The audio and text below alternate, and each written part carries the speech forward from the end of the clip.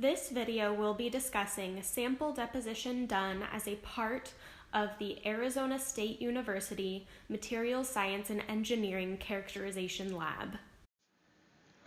The purpose of this lab is to expose students to the necessary sample preparation of a thin film sample to allow it to undergo different characterization techniques in future labs. This lab will consist of sample preparation for silicon wafers. In addition, the use of physical vapor deposition to deposit a layer of silicon nitride over a substrate of silicon wafer will be observed as part of the preparation. The overall schematic for this lab will have a P-type silicon wafer with a sputtered coating of silicon nitride followed by a sputtered coating of copper silver onto it. Sputtering a coating of silicon nitride on top of a P-type silicon wafer is done in order to introduce a diffusion barrier for the next coating, which consists of copper and silver.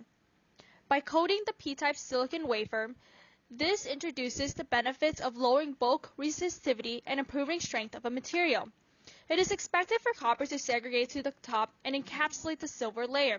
Copper is commonly utilized as bonding wires for interconnecting electronic components. The mechanism of oxidation of copper at low temperature has been explored as interest in increasing component density and decreasing line width, which could induce temperatures in electronic devices up to 200 Celsius. Okay, so here we have your basic sputtering chamber. There are several areas of distinction here. The first is to note that we have a chamber with an inlet and an outlet. These are for the flow of inert gases that we'll be using to drive our sputtering process. The second and third points of note are the target block and the substrate block. Our target is made of our material to be sputtered, and the substrate is the material to be coated. Let's say we wanted to coat a 100 silicon with gold nanoparticles. In that case, our target would be gold, and our substrate would be our 100 silicon, with the surface we want to coat facing downwards in this diagram. When we start sputtering, two things happen. We flow an ionized gas into the chamber, and we create a voltage potential across the bottom to top. Even though only a small percentage of our gas is ionized, we want to simplify sputtering by pretending all of our gas is positively ionized in this diagram. We create this voltage bias to direct the flow of ions in our process. As you can see, our positively charged gas, let's say argon for example, is heading towards our target. This gas has a high kinetic energy and is moving fast towards our goal. The voltage bias guarantees that it will not be flowing towards or damaging our substrate, which we want to be atomically clean. And bam, our gas is colliding with our target. Just one particle is shown for simplicity. The kinetic energy of the inert gas knocks ions off of our target, and only the negatively charged ions will leave the target due to the voltage bias. All the positively charged ions will remain on the surface. These negatively charged target ions will be repelled by the bias and conservation of energy and shoot towards the substrate. Although shown step by step, this entire process is happening constantly, from the inflow to target attraction to target collisions to substrate deposition. The target ions migrate towards the positively charged substrate and adhere to the surface. This process can be controlled to build any number of atomic layers upon the substrate. The machine we used was an RF-DC sputter deposition machine built by Tim Karcher in 1993. The machine is shown on the left. This machine has two power supplies one can use: RF, or radio frequency, and DC, or direct current. Before sputtering, the sputtering chamber was vacuum pumped with a cryopump operating at 10 to 20 Kelvin. The oxygen must be removed from the chamber as silver is very quick to iodize. We used argon as the sputtering gas because it is stable, inert, easily ionized, and heavy without being too costly. Plasma was generated by ionizing the argon gas and shooting it at a sputtering target.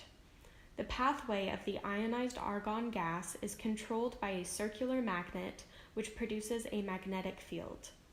An example of a worn sputtering target is shown in the bottom right corner.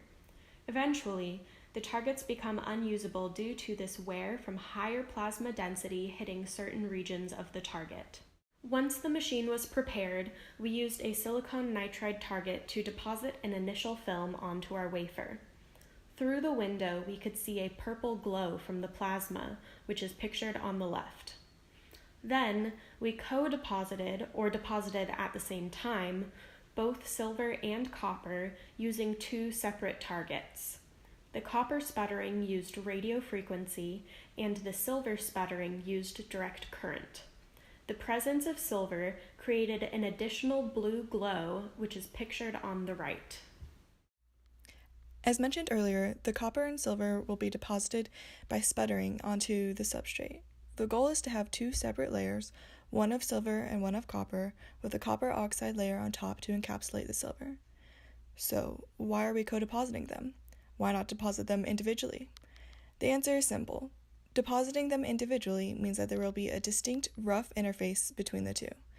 The interface is important for many electrical properties and needs to be as smooth and seamless as possible to optimize these properties. This is best achieved through co-depositing the copper and silver and then using microwave annealing to segregate the materials into distinct layers. Microwave annealing has other advantages due to its ability to only heat the sample where the furnace heats the entire cavity. This means that we are using energy most efficiently and cutting down on annealing time.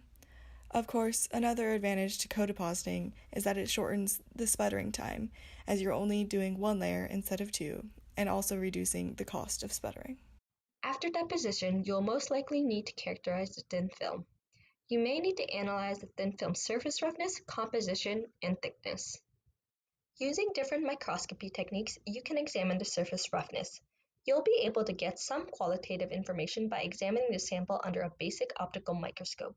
However, a confocal microscope can provide much more quantitative data on the surface roughness and will allow you to measure the height and depth of topographical features. Atomic force microscopy will also provide three-dimensional information on the topography of the sample, but with higher resolution. If high resolution is needed, a scanning electron microscope can also be used to provide 2D sample images. For analyzing composition, electron dispersive spectroscopy and Rutherford backscattering spectroscopy may be used. Both techniques will tell you the elements present in your film as well as their atomic percentage.